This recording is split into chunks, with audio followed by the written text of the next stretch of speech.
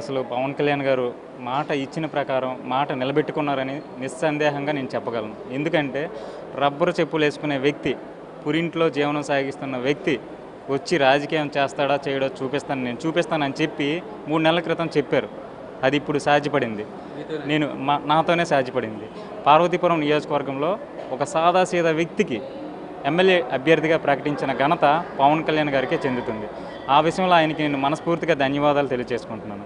ఎందుకంటే యువతే ఆదర్శంగా తీసుకున్నటువంటి వ్యక్తి పవన్ కళ్యాణ్. పవన్ కళ్యాణ్ గారు నీతి నిజాయితీకి మారుపేరు. నిజాయితీ గల వ్యక్తి ఒక ఇంట్లో ఒక యజమానిగా ఉన్నప్పుడు ఆ ఇల్లు ఎంత స్థాయిలో ఎదుగుతుందో అదే స్థాయిలో సమాజం కూడా బాగుపడాలంటే రాజకీయ పార్టీలో ముఖ్యంగా పవన్ కళ్యాణ్ లాంటి నిజాయితీపరుడు నాయకుడిగా రావాలి. అది యువత కోరుకుంటుంది, ఇంట్లో తల్లిదండ్రులు కూడా కోరుకుంటున్నారు. ఇప్పుడు టికెట్ ఇచ్చినప్పుడు మీకు పవన్ కళ్యాణ్ గారు ఏం చెప్పారు? గెలుపు ఓటంలో పక్కన పెడితే నిజాయితీగా ఓడినా గెలిచిన తల్లి లాంటి పార్టీకి అన్యాయం చేయకూడదు. ప్రజల సమక్షం పోరాడుతూనే ఉండాలి, ఒకే పార్టీలో ఉండాలి. నిజాయితీగా నీతి నిజాయితీ మానవత్వ విలువలతో కూడిన రాజకీయం ప్రజలకు తెలియచేయాలి, నేర్పాలి. మనం అందులో పయనించాలి. ప్రజల బాగోగులను చూసుకోవాలి. ప్రజలను సుఖ సంతోషాలతో చూడడమే మన జనసేన పార్టీ యొక్క లక్ష్యం అనే విధంగా మాకు చెప్పారు. అది మేము ఖచ్చితంగా పాటిస్తాం. ఊపిరి ఉన్నంత వరకు మేము జనసేనలోనే కొనసాగుతాం, పవన్ కళ్యాణ్ గారితో ఉంటాం.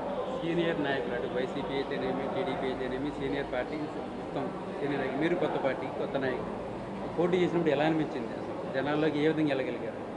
జనాలు ఆల్రెడీ అధికార పార్టీ నాయకులు కావచ్చు, ప్రతిపక్ష పార్టీ రాజకీయ నాయకులు కావచ్చు, రాజకీయ నాయకులు ఉత్పన్నం చేసినటువంటి వ్యర్థ మాటలు, మాయ మాటలు నమ్మి విసిగిపోయి సమస్యలు సుడిగుండంలో చుట్టుకుపోయి ప్రజలు ఎంతో బాధను, ఎంతో భ్రమలకు గురై మాయ మాటలు నమ్మి మోసపోయి నిస్వార్థంగా ఉండే నాయకుడి కోసం ఎదురు చూస్తున్న తరుణంలో జనసేన పార్టీ కొండంత ఆశగా కనపడింది.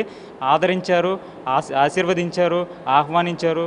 కొండంత బలంతో మమ్మల్ని బ్రహ్మరథం పట్టారు. ఇందుకు ప్రజలకు ముఖ్యంగా థ్యాంక్స్ చెప్పుకోవాలి. అంత రాజకీయ నాయకులు అనుభవం మాకు లేకపోయినా మేము వాళ్ళ పిల్లలం, మోసం చేయం. రాజకీయ నాయకులు చెప్పే మాయ మాటలు లాంటి మాటలు ఇవ్వం. సాధారణంగా ప్రాథమిక అవసరాలైనటువంటి కూడు గుడ్డ ఇవేవైతే ఉన్నాయో ఇవన్నీ ప్రజలకు అందాలి. విద్య అందాలి, వైద్యంలో మెరుగైన సదుపాయాలు కల్పించాలి. ఇదే పేదలకు కావాల్సిన ముఖ్యమైన అంశాలు. ఇవే ప్రాథమిక అవసరాలు. ఏవైతే ఎవరికైతే నిష్పక్షపాతంగా అందించగలుగుతామో అక్కడ అభివృద్ధి ఈజీగా సాధ్యపడుతుంది. అదే దిశగా మేము పయనిస్తున్నాం. ప్రజలతో మమేకమై వాళ్ళ సమస్యలు తీర్చడానికి ముందుకెళ్తున్నాం. వాళ్ళ సమస్య అనగానే గుర్తొచ్చే పార్టీ జనసేన అనే విధంగా మేము తీర్చిదిద్దుకుంటాం. భవిష్యత్తులో ఎలా ఉండబోతుంది? భవిష్యత్ మొత్తం జనసేనదే. ఎందుకంటే ప్రజలు ఇప్పుడే బ్రహ్మరథం పడుతున్నారు. నిజాయితీ గల వ్యక్తులు వస్తే మా బతుకులు మారుతాయి, మార్పు మొదలైందనే దృఢ సంకల్పంతో ఉన్నారు. వాళ్ళ నమ్మకాన్ని మేము వమ్ము చేయకుండా వాళ్ళతో ఒక సామాన్యుడిగా ఉంటూ వాళ్ళ సమస్యలు తీర్చడానికి ప్రయత్నిస్తూ పై వాళ్ళకి తెలియజేస్తూ సమస్యలు చుట్టుకుండంలో చుట్టుకుంటున్న ప్రజలకు కొంత ఊరటనిస్తాం. గెలిచినా ఓడినా సంబంధం లేదు. ప్రజల కోసం మేము ప్రజలకు నిత్యం అందుబాటులో ఉంటాం. నిరంతరం ప్రజల సమక్షం ప్రజల పక్షం నిలిచే పార్టీ కేవలం జనసేన పార్టీ మాత్రమే తెలియజేస్తున్నాను.